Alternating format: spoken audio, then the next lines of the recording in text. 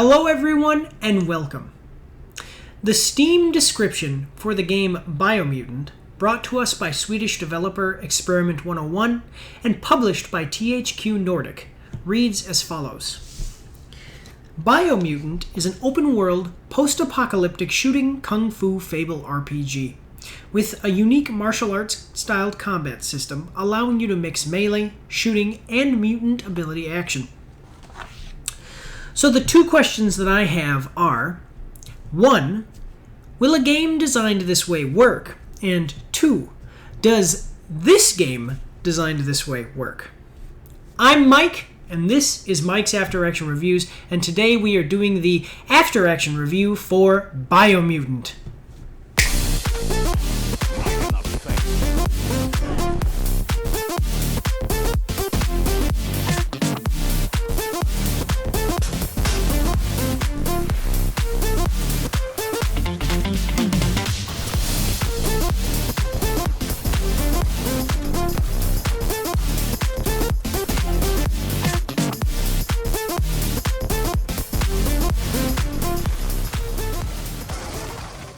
Okay, good.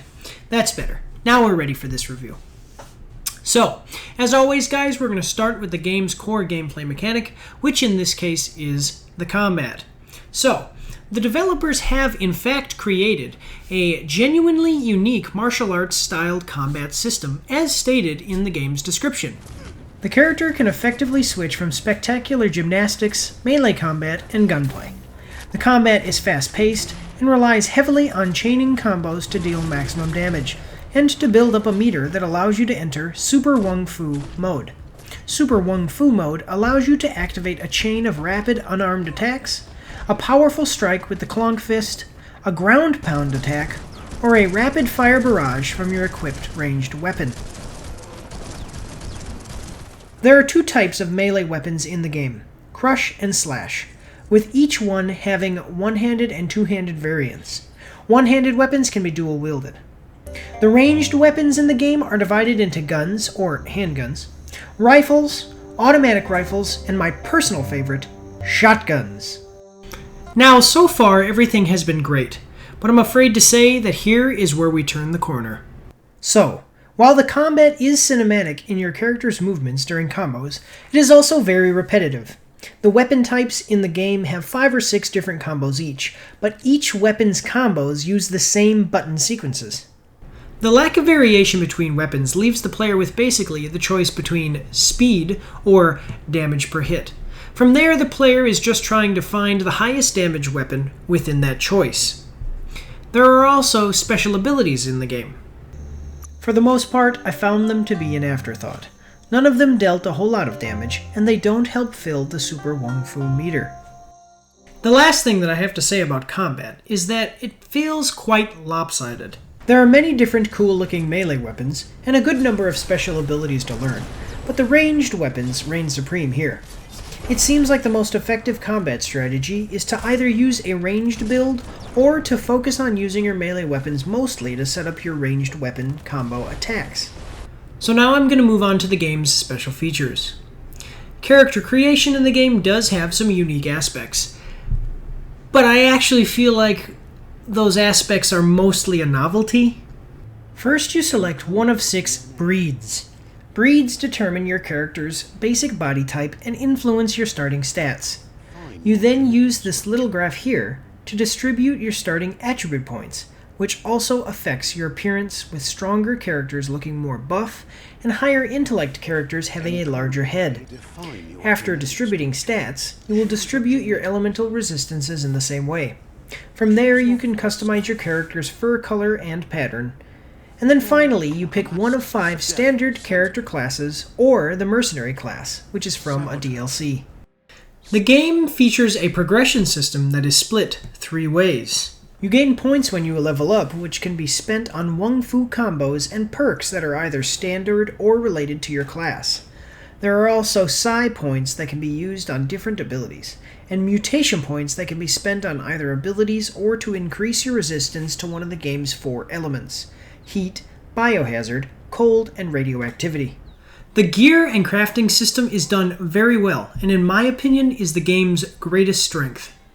Aside from the weapons in the game, of which there are a great number, there are also a great many pieces of armor to be found throughout the world. They are divided into head, mask, torso, backpack, left and right shoulders, and legs. The player will find not only a wide variety of gear, but also add-ons that can be attached to weapons and armor, increasing their stats.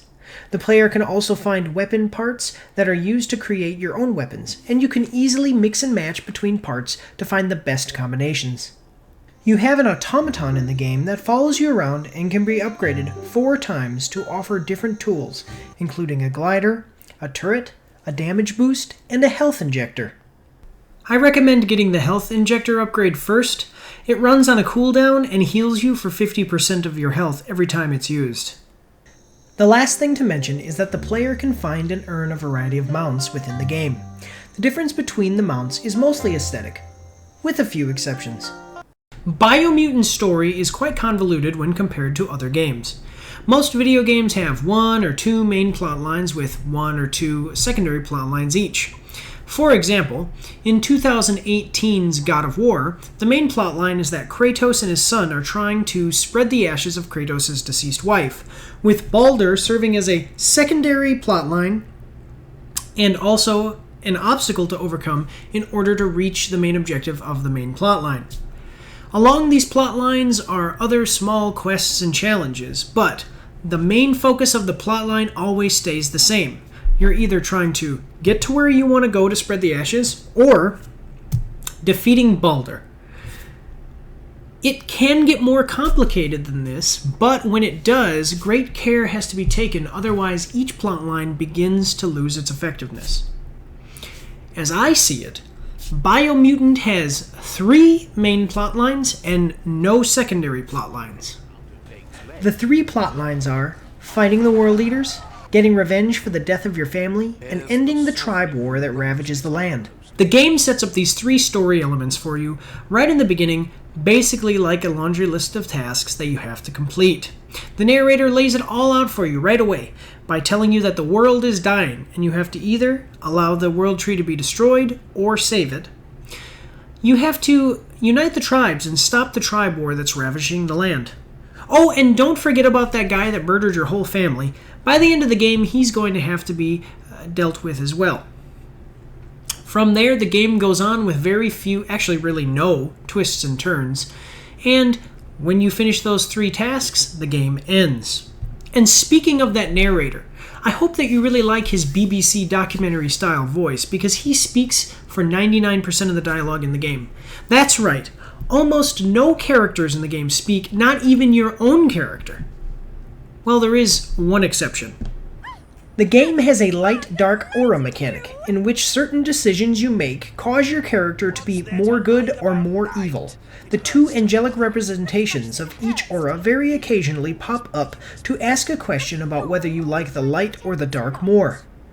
So for those of you back home trying to keep track, that makes only 3 voiced characters in the entire game. And what makes this even worse is that much of the narrator's dialogue is him talking about the weather or the fact that it just changed to nighttime or other random things that he says as you're going about the game. The story of the game is told in a nonsensical way and is confusing at times. So without spoiling it for you, I'm going to try to explain. Basically, the structure of the game goes something like this. You're trying to defeat the 4 bosses in the game, world eaters as they are known. You start the task of fighting each of the 4 bosses: the Jumbo Puff, the Porky Puff, the Hoof Puff, and the Merc Puff, by meeting with a character that is working on a vehicle to combat one of them. You then help finish building the vehicle and use it to fight that particular world eater. You repeat this process for each of them. This was a very odd and disappointing decision by the developers, in my opinion.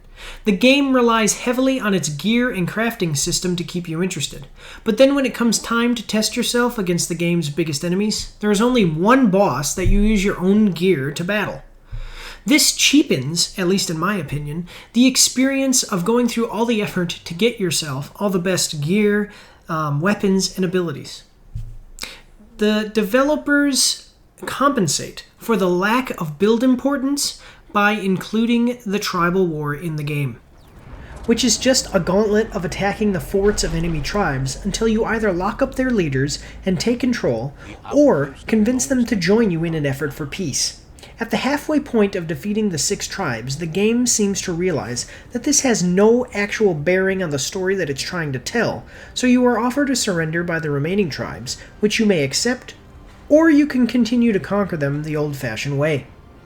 The last thing that there is to say about the story of the game is that the ending was quite underwhelming, with it really just happening. And the final boss battle was just thrown in there at the end as if the developers had forgotten about him and had no other way that they knew to wrap up his storyline in a better way.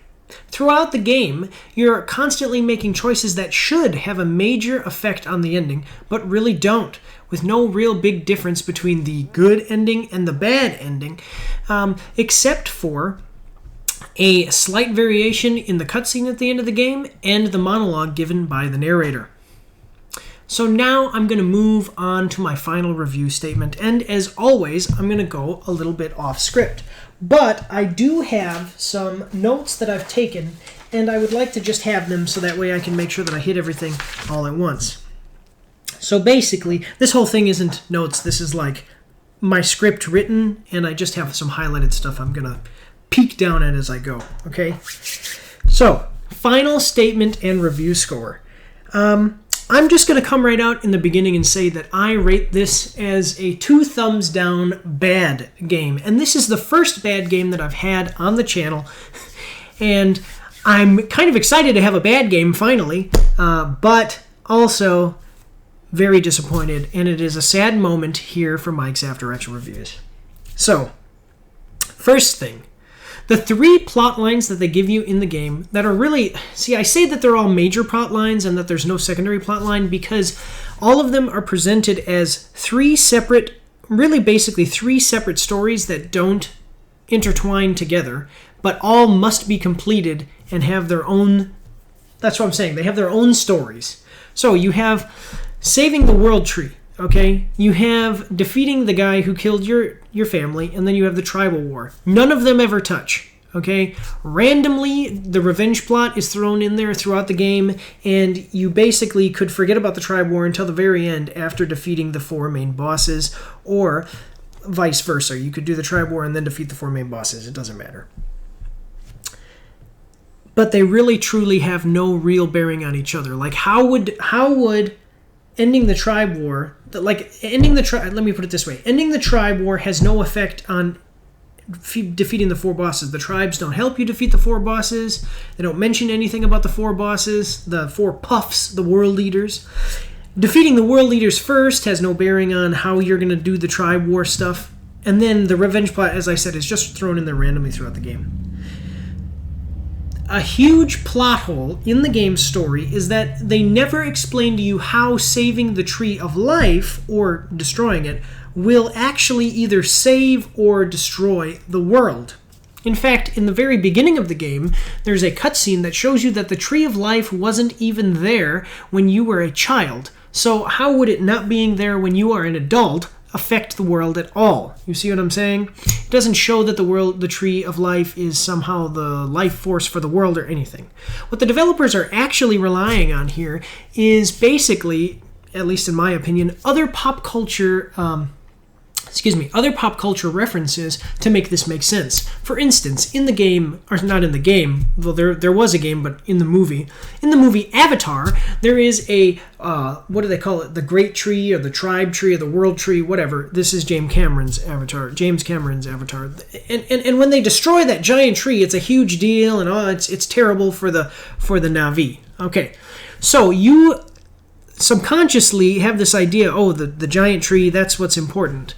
Or even like in the game Warcraft 3, which they actually have a world tree it's actually called the World Tree, and when it's destroyed, it really affects the ability of the elves in that game to have immortality. Okay. you now know subconsciously, because of those types of pop culture references, that the giant tree is important. So now it makes sense to you that you would either have to save or destroy that tree to have a major effect on the story in the game, when actually in the game it doesn't explain that at all.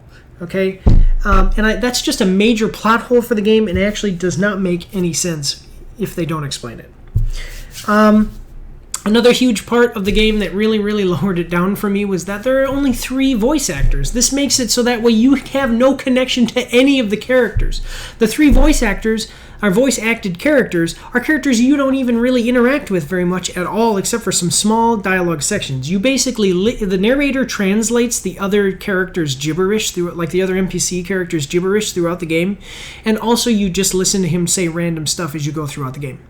The 2 angelic creatures, the dark angel and the light angel, they really just ask you questions. Maybe I would want to say maybe like 10 times throughout the game. You see them and they ask you a question, and it affects your good light aura or your bad dark aura. And so basically, you have no connection to any of the characters in the game. Because of the way the dialogue is set up and some of the other aesthetic things going on in the game, it also kind of confuses the atmosphere of the game. I'm not sure if this is supposed to be some, action RPG, very serious revenge plot and also mixed in alongside of saving the world, or if it's supposed to be like a third-person shooter comedic romp like Borderlands, but like I said, third person. So it was very confusing without the characters talking and getting to know their personalities. You're really not sure exactly what's going on. The one thing that I thought was going to save this game and make it really actually quite good, and it had a great opportunity to do so, was the combat. It could have been the saving grace. But then when you really start to get into the game, so at first I thought, oh man, the combat looks really good, it's really nice, and it does look good, but as you're playing, you realize that there are really only like 6 or 7 combos that you need to learn across all of the weapons, because all the weapons have the same combos, so as far as the button sequences for the combos. So in other words, no matter what weapon you're using, you use the same combinations of buttons on your controller or on your mouse and keyboard if you're using the mouse and keyboard. It just makes combat completely paint by the numbers, all repetition. You go in, you do the combo that you get it, you build up your super Wung Fu meter, use your awesome your Wung Fu attack to kill the big boss, and then you use those same maybe 3 or 4 combos that you've memorized throughout the game to defeat the little guys. Totally repetitious, gets old very fast. Basically, in closing, really what you have to realize about this game is that the story is poorly written, the combat gets old, the dialogue literally is non-existent, and there is no character development even for your character. You don't even care. You don't even care. The ending of the game gets to be really nonsensical. Like the last thing that happens that your character does, and I'm not going to spoil it. I might do a spoiler review. Leave me a comment in the comment section below. Let me know if you want a spoiler review. But basically, the ending of the game, the very end, the last thing that happens makes completely no sense depending on which ending that you pick.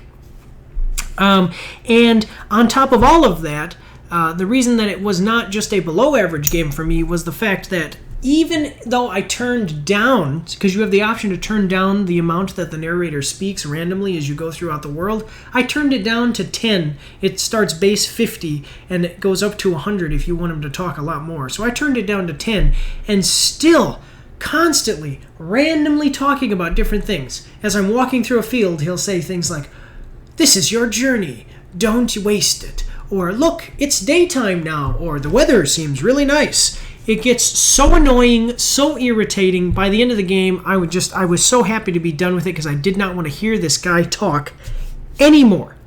And what's so disappointing about this thing is I was very hyped because when I play games, when I know a game is a game that I'm going to play, I don't look at any of the articles about it, I don't read reviews, I don't do any of that stuff.